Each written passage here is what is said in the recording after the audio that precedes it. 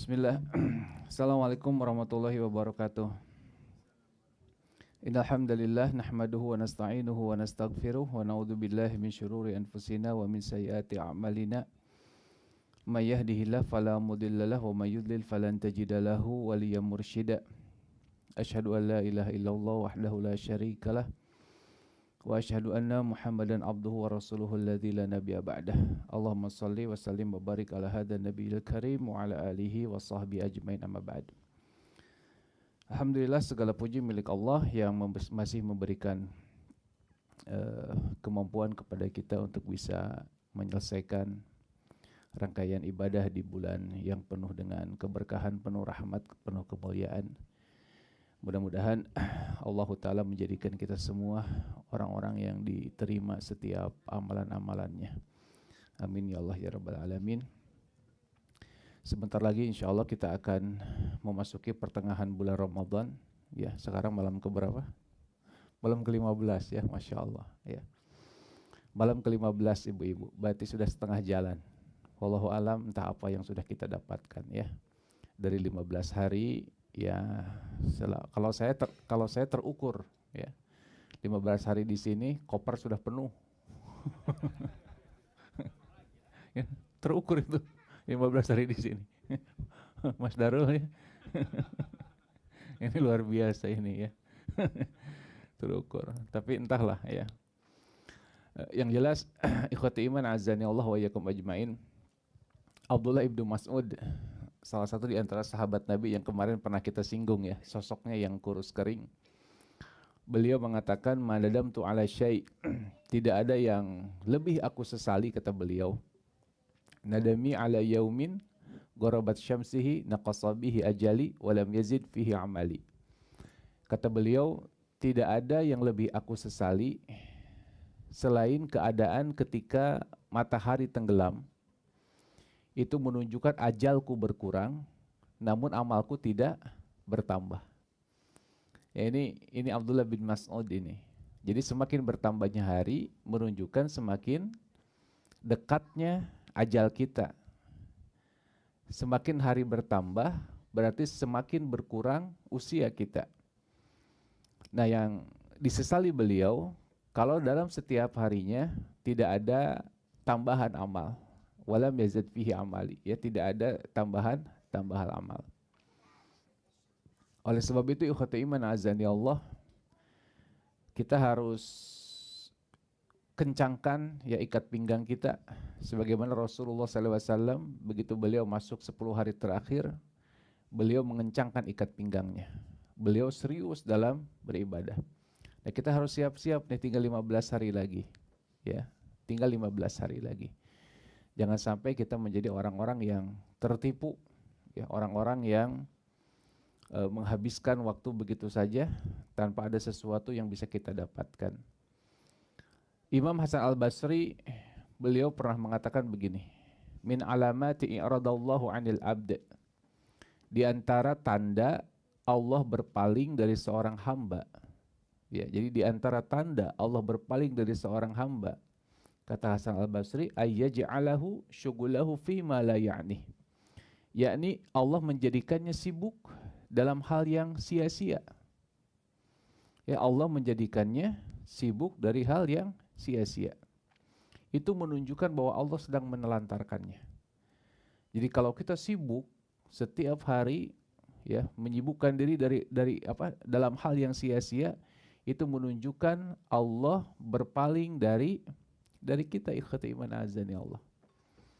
Makanya sibukkan diri kita untuk hal-hal yang bermanfaat. Ya, dan ini masih ada 15 hari lagi nih. Ya. Nah, kemudian ada nasihat berikutnya dari Wahab bin Munabbih. Beliau ini ulama tabi'in ya. Kata beliau, maktubun fi hikmati ali Dawud alaihi salam. Tertulis dalam hikmah-hikmahnya Nabi Daud alaihi salam, bahwasanya hakun alal akil, hak atas seorang yang berakal, alla yugfalu an arba'i sa'ah, jangan sampai dia menelantarkan 4 waktu. Ya, jadi jangan sampai dia terlena dari 4 waktu ini. Jadi dia harus bisa membagi waktunya kepada 4 hal ini secara serius. Ya. Yang pertama, dia harus punya waktu sa'atun yunaji fiha rabbah. Dia harus punya waktu untuk bermunajat kepada Tuhannya. Ya, waktu munajat kita sangat terbatas ibu-ibu, ya, bapak-bapak ya, sangat terbatas waktu munajat kita, sangat sedikit. 10 menit ada diskonnya, ya. Kalau misalkan kita sholat duhur, ya 5 menit itu diskonnya berapa menit tuh, ya. Ya, diskonnya tahu kan diskonnya? Ya. Allahu Akbar, langsung itu bermunculan tuh, ya. Apa yang kita lupa jadi ingat, ya. Apa yang tadi mau dikerjain jadi ingat, semuanya serba ingat, diskon tuh. Ya, gitu. Padahal Allah hanya meminta kita, ya, dalam sehari itu kan 5 waktu, ya. 5 waktu kali 5 menit saja. 5 menit itu sudah luar biasa itu. Kalau 4 rakaat 5 menit itu sudah luar biasa itu. Ya, udah bagus lah. Nah, tetapi kadang kita tidak menjadikan sholat itu sebagai sebuah kebutuhan, sehingga sholat kita hanya sebatas rutinitas saja. Kan amal itu ada 3 ya kalau kita bagi. Ada amal salih, ada amal salah, ada amal adat saja, kebiasaan saja, gitu. Nah, amal soleh kita, sholat sih sebetulnya amal soleh kalau kita laksanakan dengan benar. Tapi bisa jadi salah, ya. Dan juga bisa menjadi hanya sebatas kebiasaan saja.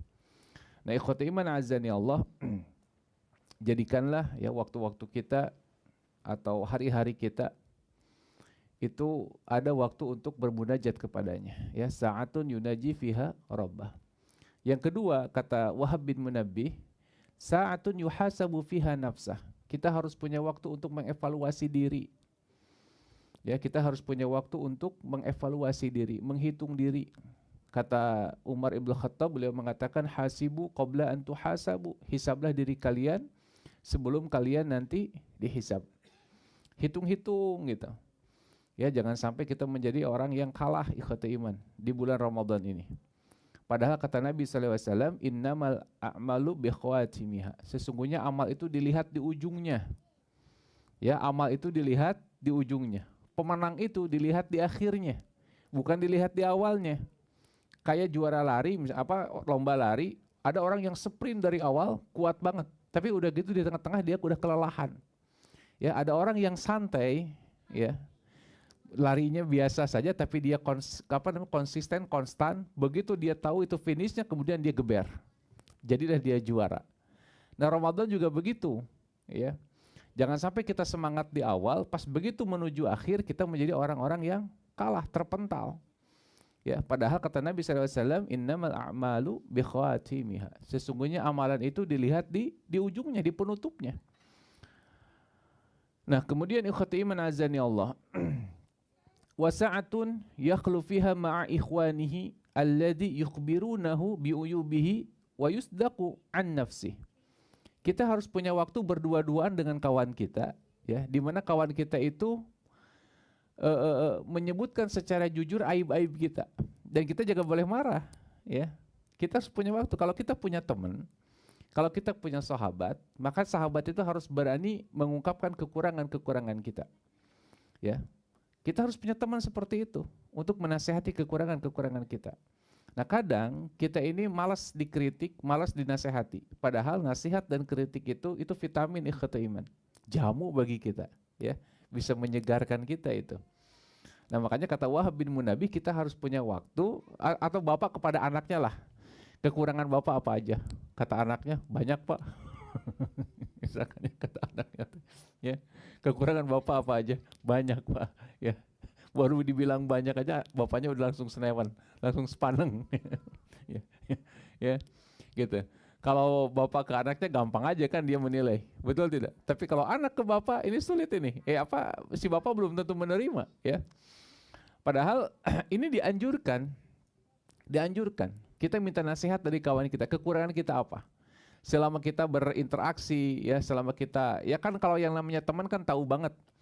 Ya, ada kalau dalam bahasa Sunda itu ada wawuh, ada wanoh, apalagi itu. Ya, ada Apa Kang Erwin? Ya ada apa kan gini. Dalam bahasa Arab itu kan ada sahabat, ada shadiq, ya, ada khalil, itu banyak istilah-istilahnya, ya. Kalau khalil itu tingkatan yang paling tinggi tuh khalil itu, ya. Ada rafiq, ya. Rafiq itu deket gitu kan. Tapi kalau khalil itu paling tinggi tuh. Kan Ibrahim Khalilullah, ya, Ibrahim itu Khalilullah, kekasih Allah, deket banget tuh. Ya, ada Rafiq. Rafiq juga dekat. Ya, itu bahasa Al-Qur'an ada Rafiq. Ya. Wahasuna ulaika apa? Gimana? Ulaika wahasuna rafiqa, kan gitu, sebaik-baik kawan, sebaik-baik teman. Apa itu Rafiq? Teman dekat, ya. Seperti ini tangan. Tangan ini disebut mirfaq, ya. Kenapa mirfaq? Ya kemana-mana bareng, ya. Kalau kita tiduran ini jadikan alas kan itu. Ini mirfaq namanya. Jadi kawan sejati tuh tangan ini, ya. Ini mirfaq ini, ya. Karena kalau kita tiduran ini selalu menemani kita, itu mirfaq, ya. Gitu. Nah, itu kalau yang namanya sahabat, yang namanya teman ikhwatul iman harus berani, ya, mengungkapkan kekurangan-kekurangan kita. Dan kita butuh itu. Butuh nasihat itu, gitu. Nah, jadi harus punya waktu di mana kita dinasehati, ya, dikritik kekurangan kita seperti apa dan seterusnya. Butuh ini, ya, harus punya waktu itu. Luangkan waktu kita untuk itu. Kemudian yang keempat, kata beliau, wasa'atun yakhlu fiha baina nafsihi wa baina lazzatiha fima yahillu wa yajmul. Dia harus punya waktu untuk bisa melepaskan diri dari berbagai macam kelezatan. Bisa menahan diri dari berbagai macam kelezatan.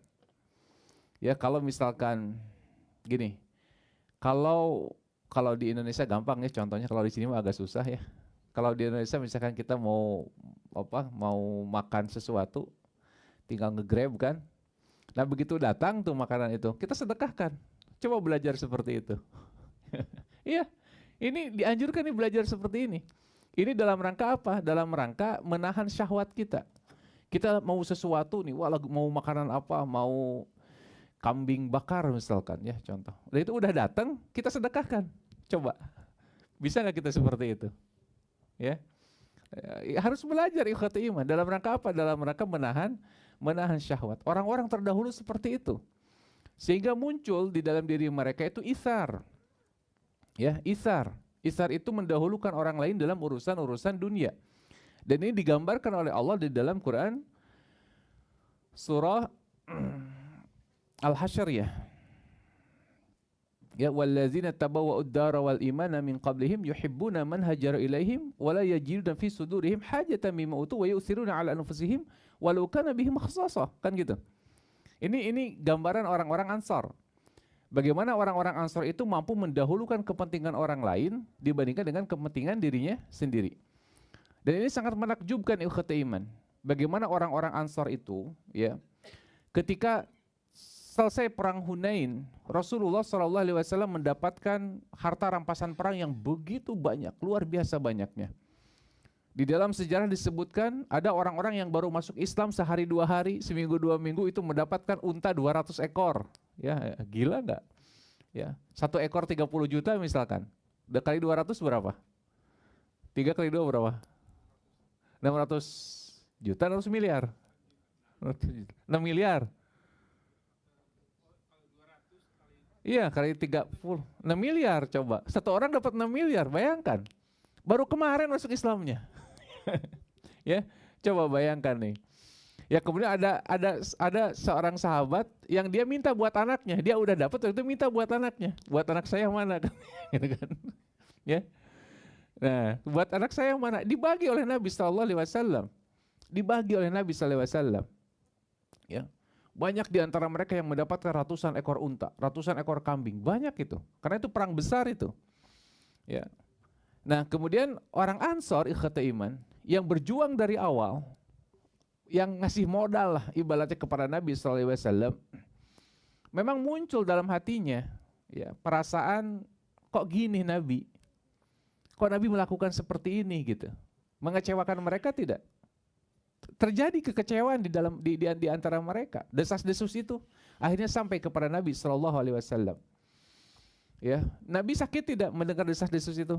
Tentu Nabi sakit. Ya, Nabi tidak bermaksud untuk itu. Makanya harus dikomunikasikan kan. Ternyata orang-orang Ansor itu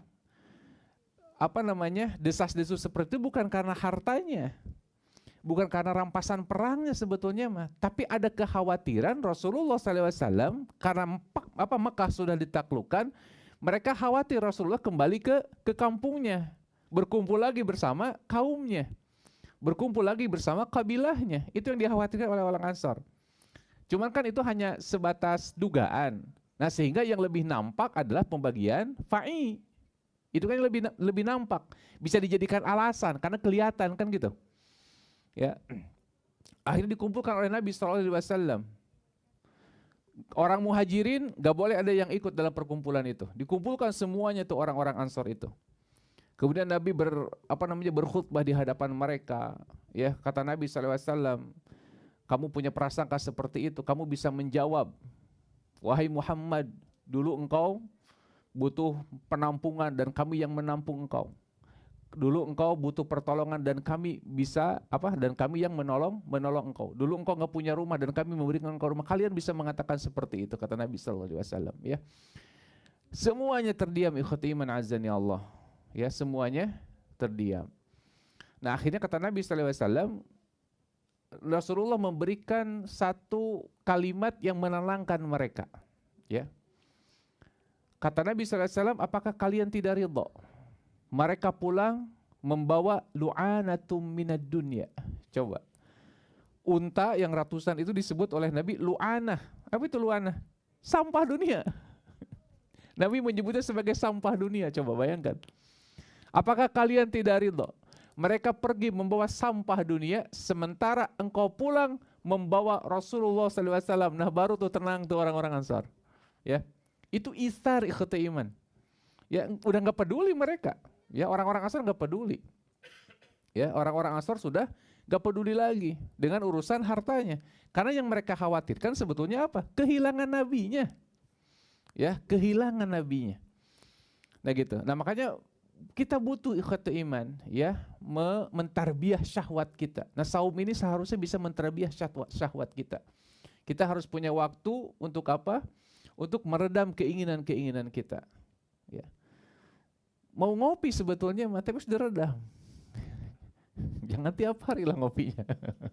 Misalkan ya. Gitu. Nah, ini belajar untuk meredam keinginan. Tapi kalau dipaksa kita ikut aja. Kalau dipaksa ikut aja. Nah gitu ya. Nah ini pentingnya ikhwati iman ya.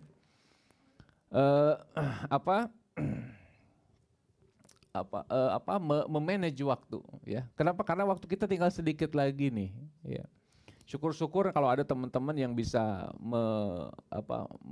fokus ya nanti untuk bisa istikharah itikaf ya. I'tikaf di 10 hari terakhir ini alhamdulillah ya. Yang jelas jangan sampai kita melalui Ramadan ini yang sudah setengahnya kemudian kita tidak mendapatkan apa-apa ya. Goal dari Ramadan itu kan ampunan Allah Ta'ala. Ya, kita harus mendapatkan maghfirah. Itu goal dari Ramadan. Ya, makanya perbanyaklah istighfar ketika ketika sahur ya, banyak-banyaklah beristighfar ya.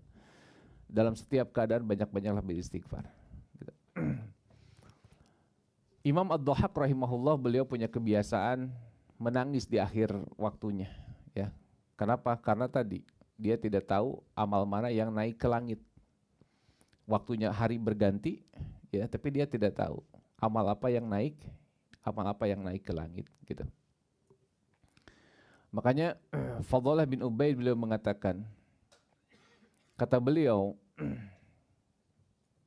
seandainya aku mengetahui Allah menerima satu amalku ya seberat biji sawi saja ya. Kata beliau itu jauh lebih baik daripada dunia dan seisinya ya. Itu lebih baik daripada dunia dan seisinya Nah, ini orang-orang dulu itu begitu ikhwatul iman. Ya, orientasi hidupnya semuanya memang ditujukan untuk kebahagiaan akhiratnya. Makanya kita jangan sampai salah menafsirkan ayat dari Quran surah Al-Qasas ayat 88 ya, yang sering diterjemahkan oleh sebagian orang bahwa hidup itu harus setengah-setengah. Setengah dunia, setengah akhirat. Ini nggak mungkin ini. Pada kenyataannya kita lebih banyak dunia, bagaimanapun juga lebih banyak dunianya, bagaimanapun juga. Nggak mungkin kita setengah-setengah. Ya, justru orientasi hidup kita itu untuk akhirat. Wabtaghi fima ataqallahu daral akhirah. Carilah oleh kalian kesenangan akhirat. Ya, dari apa? Dari apa-apa yang telah aku modalkan di dunia. Makanya dunia itu penting. Gitu kan ya, kalau kata ini ya, Mas Darul ya. Dunia itu penting. Kalau nggak ada dunia kita nggak mungkin naik ke akhirat. Dunia itu penting, benar ya. Gitu. Fima ataqallahu daral akhirah. Jadi apa-apa yang Allah berikan kepada kita itu semuanya harus menjadi investasi akhirat. Harus menjadi investasi akhirat, ikhwatul iman.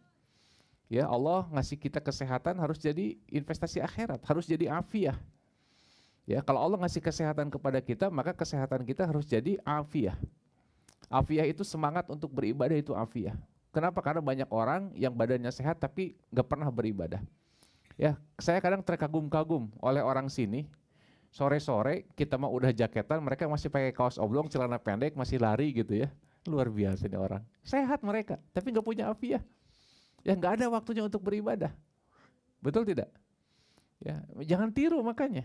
Ya, kita bisa lari puluhan kilometer, bisa sepedahan puluhan kilometer, tapi untuk sholat subuh kita sulitnya minta ampun. Berarti nggak punya afiah. Ya, padahal apa yang kita minta apa? Allahumma afini fi badani, Allahumma afini fi sam'i, Allahumma afini fi basari. Kita minta afiah. Badan kita, telinga kita, mata kita. Ya, tapi pas begitu giliran baca Quran, tumbang. Dengerin Quran, tumbang. Ya, sholat malam, gelisah. Ya, ini nggak punya afiah ini. Ya, itu nggak punya afiah ikhwatul iman. Padahal yang kita minta itu afiah. Ya. Nah, makanya sekali lagi ikhwatul iman azani Allah wa yakum ajmain ya. Manfaatkan sekali lagi ya sisa waktu yang masih Allah berikan kepada kita ya dengan sungguh-sungguh ya. Jangan sampai kita menjadi orang-orang yang tertipu ya, tertipu gitu. Isi ya hari-hari kita dengan banyak berzikir ya. Kata Nabi SAW,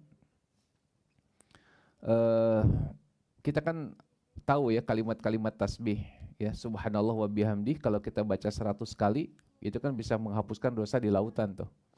Ya, subhanallah wa bihamdi, subhanallah wa bihamdi, subhanallah wa bihamdi, terus saja untuk mengisi waktu kita. Itu bisa menghapus apa? Dosa meskipun sebanyak buih di lautan. Kemudian subhanallah 100 kali dicatat 1000 kebaikan atau dihapus 1000 kesalahan. Ini luar biasa ini. Coba kalimat-kalimat thayyibah itu. Ya, subhanallah hil azim, subhanallah hil azim wa bihamdi. Itu apa? Kita akan diberikan tanaman kurma nanti di surga. Ya, kalau kita baca subhanallah hil azim wa bihamdi ya, subhanallah hil azim wa bihamdi, Allah akan berikan pohon surga, Allah akan berikan pohon kurma di surga. Artinya apa? Bukan cuma pohonnya doang. Ya ngapain kita punya pohonnya tapi kita nggak masuk surga, ya kan? Ya, ini pohon siapa? Pohon si anu, mana orangnya di neraka? Nggak mungkin, nggak mungkin. Berarti orangnya masuk surga. Jadi jaminan surga itu banyak ya ikhwatul iman. Makanya kata Nabi SAW, surga itu lebih dekat daripada tali sendal kalian. Kata Nabi, ya. Surga itu lebih dekat daripada tali sendal kalian. Maksudnya apa? Banyak ya cara untuk menuju surga itu. Ini dengan amalan-amalan yang simpel, sederhana ya, tapi bisa kita kerjakan. La ilaha illallah wahdahu la syarikalah, lahul mulku wa lahul hamdu wa huwa ala kulli syai'in qadir. Ya, dibaca 10 kali aja. Itu bisa apa? Seperti membebaskan budak dari keturunan Ismail. Ya, 4 orang gitu. Jadi kalau kita baca la ilaha illallah wahdahu la syarikalah, lahul mulku wa lahul hamdu wa huwa ala kulli syai'in qadir, itu seperti apa? Seperti kita membebaskan budak, 4 orang budak dari keturunan Nabi Ismail. Ya, membebaskan budak itu kan pahala besar ya, kata iman. Ya, nah ini tabung nih amalan-amalan yang seperti ini ya. Biar kita apa? Biar kita menjadi as-sabiqunal awwalun. Ulaikal muqarrabun, yang akan menjadi bahasan nanti di dalam Quran surah Al-Waqi'ah ya. Nah, itu mukadimah, baru mukadimah. Ya udah mukadimah aja dulu. Ya cukup ya Pak Rusdi ya. Ini Pak Rusdi takutnya ngajak ngopi, jadi kita selesaikan dulu. Cukup ya. Biar inilah, biar biasa ngegantung-gantung gitulah ya. Demikian aku qouli hadza wa astaghfirullahaladzim li wa lakum. Alhamdulillahirabbil alamin. Assalamualaikum warahmatullahi wabarakatuh. Ya, alhamdulillah, jazakallah khair Ustadz Gun-Gun. Mungkin dari kami itu aja. Insyaallah besok akan ada kajian dan sholat tarawih juga yang sama. Oh ya, bapak-bapak dan juga ibu-ibu, barangkali ada yang mau daftar untuk Qiyamul Lail 10 hari terakhir di surau kita, insyaallah sudah ada daftarnya di situ, tabelnya kalau bisa diisi itu untuk persiapan sahur insyaallah. Mungkin itu aja dari kami untuk malam ini. Mari kita tutup dengan doa kafaratul majlis. Subhanakallahumma wa bihamdik, nasyhadu an la ilaha illa anta, nastaghfiruka wa natubu ilaik. Assalamualaikum warahmatullahi wabarakatuh.